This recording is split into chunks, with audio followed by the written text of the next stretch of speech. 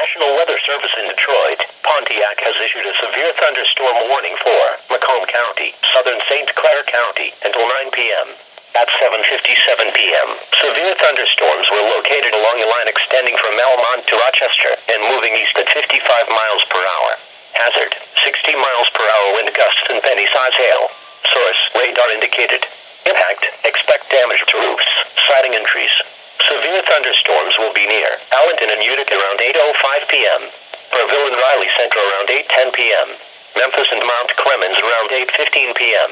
Columbus and Richmond around 8:20 p.m. Smiths Creek and Rattle Run around 8:25 p.m.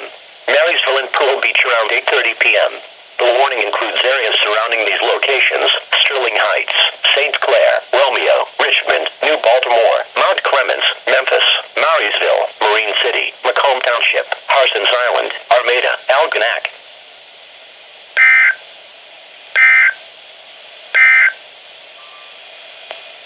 Here is the forecast